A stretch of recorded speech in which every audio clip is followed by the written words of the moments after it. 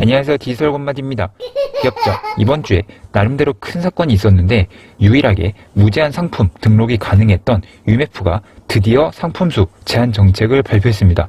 자, 원래부터 상품수를 정해놓고 운영을 하던 11번가나 옥션 같은 오픈마켓과 달리 쿠팡이나 UMF 같은 소셜 커머스는 태생이 약간 다르기 때문에 무제한 상품 정책을 운영을 하고 있었는데, 쿠팡이 작년 8월에 제한을 하고, 그리고 이제 드디어 UMF도 상품수를 1만 개로 제한을 걸었습니다. 작년에 쿠팡이 상품수 제한을 걸었을 때도 영상을 올렸었는데, 사실 쿠팡이 제한을 걸었을 때가 충격이 정말 꽤 컸었죠.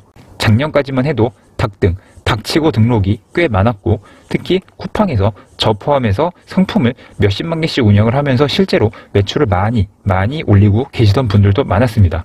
자, 그리고 쿠팡 무제한 등록을 지원해주는 솔루션 업체도 진짜 많았는데, 그게 한순간에 다 없어졌으니까 사실 여러모로 업계에 충격을 꽤 많이 줬던 사건이었습니다. 그런데 사실 UMF는 그에 비해서 UMF 단일 운영으로 매출을 많이 내는 경우가 드물고, 실제로 운영을 하다 보면 하루 500개 등록 제한도 있고 해서 5, 6만 개 이상 등록이 실질적으로는 거의 잘 안 되는 그런 경향이 있어서, 아마 이번 UMF 상품수 제한으로 엄청난 피해를 봤다 이러신 분은 솔직히 별로 없으실 것 같아요. 그래도 무제한 등록이 가능했던 마지막 마켓이 없어졌다는 것은 꽤 의미가 있는 사건이기 때문에 정리를 한번 해보려고 합니다. 첫 번째, 위탁 판매 시장은 변화가 굉장히 빠릅니다. 물론 요즘은 모든 사업이 다 빠르긴 하지만 특히 온라인 사업은 정말 변화 속도가 빨라요. 제가 유튜브 첫 영상을 올렸을 때가 2020년 8월인데 이미지 보시면 아시겠지만, 이때 제가 상품을 UMF에 40만 개, 쿠팡에 20만 개가 있었어요. 자, 그리고 이 두 마켓에서만 아무것도 안 해도 월 1,000만 원 넘게 매출이 났었습니다. 닥치고 등록이 너무나 가능했던 시절이었고, 이때는 가공도 막 특별히 별로 하지 않아도 사업자를 막 10개씩 운영을 하면서 쿠팡에서만 월 매출 1억 이렇게 올리시던 분들도 있었어요. 그리고 정확하게 1년이 지나서 21년 8월, 작년 8월에 쿠팡이 상품수 제한을 걸었고, 그리고 22년 3월 지금 UMF도 상품수 제한을 걸었죠. 자, 불과 1년 반 만에 이게 다 일어난 일인데, 그때 방식으로 지금 똑같이 운영하면 절대 안 됩니다. 그래서 계속 변화에 적응을 해가면서 운영을 해가는 게 굉장히 중요한데, 여담이지만 그래서 제가 아무리 좋은 강의여도 이미 찍어놓은 동영상 강의는 별로 추천드리지 않는 편이에요. 자, 지금 아무리 좋아도 바로 다음 달 어떻게 정책이 바뀔지 모르거든요.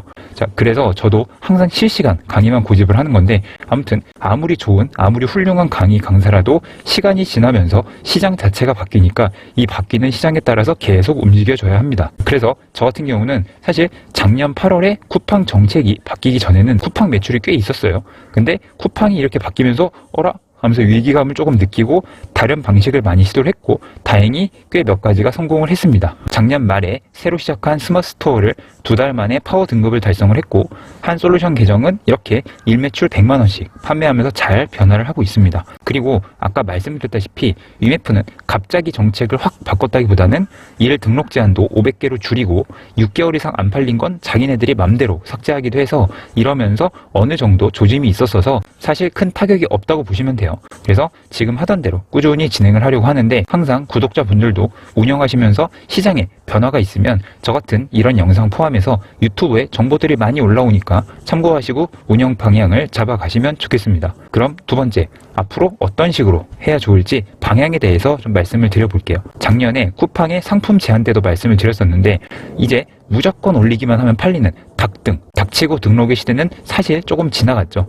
자, 이걸 예전에 낚시에 제가 비유를 했었는데, 사입은 비싼 낚싯대 1개, 위탁 판매는 싸구려 낚싯대 100개를 쫙 가지고 하는 거 라고 하면서 어떤 게 더 내 성향에 맞는지 생각해보는 게 중요하다라고 말씀을 드렸었죠. 이 예시로 조금 더 구체적으로 말씀을 드려볼게요. 제가 늘 사입 제조는 잘 되면 너무 좋지만 그 잘 된다는 보장이 없으니까 상품을 쭉쭉 올리면 그래도 어느 정도는 판매가 되는 이 대량 위탁 방법을 초보자들한테, 일반인들한테는 추천드린다고 말씀을 드렸습니다. 물론 내가 낚시를 진짜 잘한다, 자신 있어, 그러면은 비싼 거 딱 하나 들고 이렇게 나가서 비싼 것만 탁탁 몇 마리 집어오면 돼요.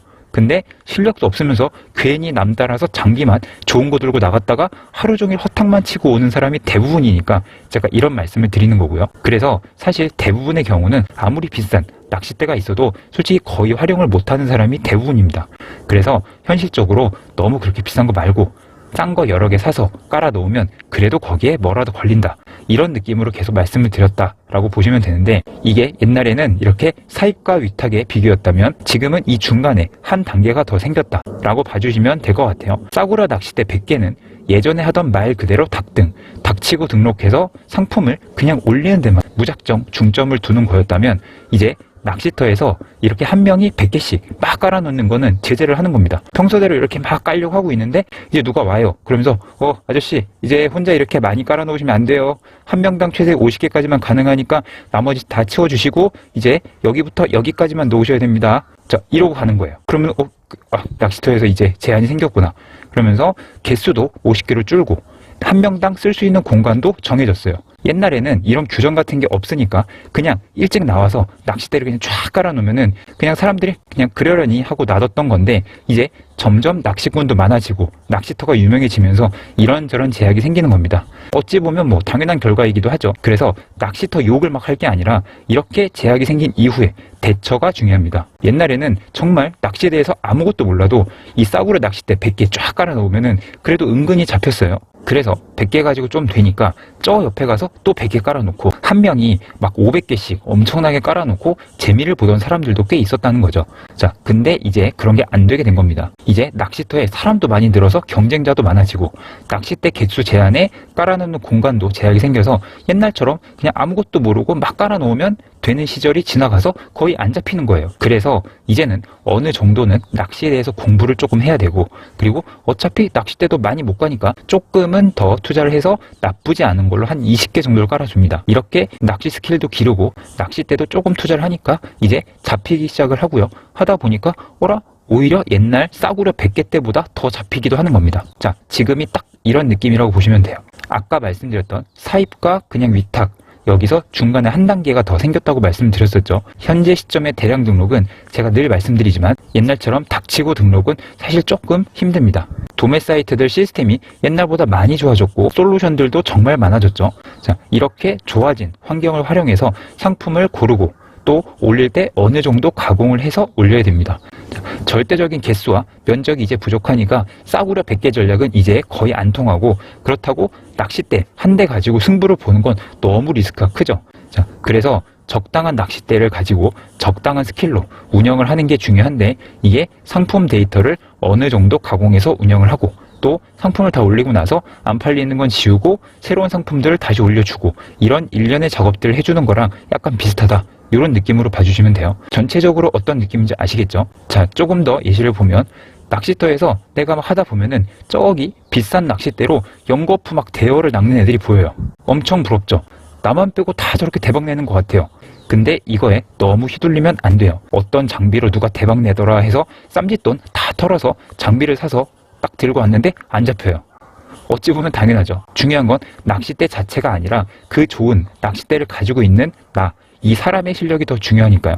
그래서 이런 것들이 유튜브에서 보이는 몇 개월 만에 몇천 벌었다, 이런 극소수의 사람들을 얘기하는 거고, 또 다른 측면에서 옆에 보면은 어디서 소문을 듣고 왔는지 이상한 싸구려 낚싯대를 이만큼 들고 와서 야, 누가 그러는데 이렇게 많이만 깔아 넣으면 된대, 이러면서 낚싯대를 그냥 막 깔고만 있어요. 이건 이거대로 또 조금 안타깝죠. 작년에 그렇게 재미를 본 사람들이 하는 얘기 듣고 똑같이 지금 하려고 이만큼 가지고 온 거예요. 하다 보면 잘 안 되는데 이걸 좀 느끼겠죠. 그래서 지금 이런 것처럼 실력이 좋은 소수가 부러워서 그쪽 세계로 넘어가서 따라할 수도 있고요. 분명히 이렇게 해서 옛날에 좀 낚았다고 하니까 예전 방식을 그대로 따라하는 사람들이 막 섞여 있어요. 이렇게 낚시터 전체 상황을 쭉 둘러보면은 내가 어떤 식으로 해야겠구나 라는 대략 느낌이 오겠죠. 그래서 제가 상품명 가공하는 법이나 그런 영상들을 올려놓은 거고, 물론 저 말고도 잘하시는 분들이 많으니까 참고하시면 좋습니다. 예시는 충분히 이해가 되셨을 테니까 정리를 해볼게요. 저 같은 경우는 마음 먹으면 비싼 거 하나로 낚시를 할 수도 있어요. 근데 막상 하면서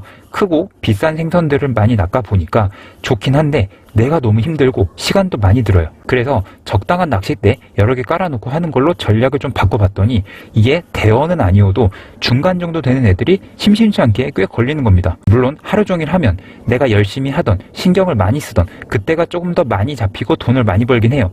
근데 대신 바꾼 방법은 나름 은근히 잡히기도 하는데 제일 중요한 거 힘이 안 들어요. 그래서 이걸 계속 운영을 하면서 낚싯대들도 조금씩 이렇게 업그레이드를 해주니까 더 잘 잡히는 겁니다. 그래서 여기서 가장 중요한 점은 이렇게 세팅을 해놓으니까 이제 꼭 내가 낚시터에 안 나와도 돌아갈 것 같아요. 그래서 직원 보고 이렇게 하면 된다 라고 알려주고 저는 굳이 하루 종일 있지 않습니다. 물론 이제 낚시터로 오는 게 옛날처럼 스트레스가 아니에요. 그러니까 와서 하루 종일 있던 아니면 다른 데 놀러 가던 제 마음이죠. 방금 말한 이 마지막 부분이 바로 직전 영상에서도 말씀드렸던 제가 이 사업을 그만두지 않는 가장 중요한 이유, 그것의 비유입니다. 전체적으로 제가 어떤 말을 하고 싶은지 아시겠죠? 예시를 꽤 여러 가지 각도로 말씀을 드렸는데 사실 제가 낚시를 한 번도 안 해봐서 조금 부적절한 부분이 있을 수 있을지 모르겠어요. 자, 그 부분은 양해를 부탁드리고 제가 전달하고자 하는 부분, 이거는 잘 아실 테니까 잘 전달되었기를 바라고요. 이제 무제한 등록 마켓이 없으니까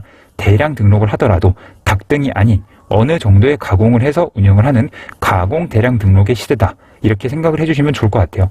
그리고 이 가공 대량 등록은 사람마다 기준이 좀 다르겠지만 꼭 기억해 주실 거는 사입과 개별하는 것만큼 엄청난 노력과 시간을 들이면 안 돼요. 옛날에도 말씀드렸지만 시간을 많이 쓰면 이 대량 등록 수천 수만 개를 운영을 한다는 이 더 큰 명제를 달성할 수 자체가 없으니까 이게 주객 정도가 돼버립니다. 그래서 최소한의 시간으로 최대한의 효율을 내는 데이터 가공과 상품 운영, 올리고 지우기, 이거를 계속 운영해 가면서 나만의 방법을 계속 조금씩 찾아간다. 이렇게 봐주시면 될 것 같습니다. 물론 단시간 내는 안 되겠죠. 그래서 어느 정도 기간이 좀 필요하긴 하다. 이렇게 봐주시고요. 이해를 돕기 위해서 오늘은 낚시 얘기를 조금 많이 했는데 오해 없이 잘 전달되었기를 바라면서 그러면 오늘 영상도 도움이 되셨길 바랍니다. 그럼 이만 영상 줄이도록 하겠습니다. 감사합니다. 안녕히 계세요.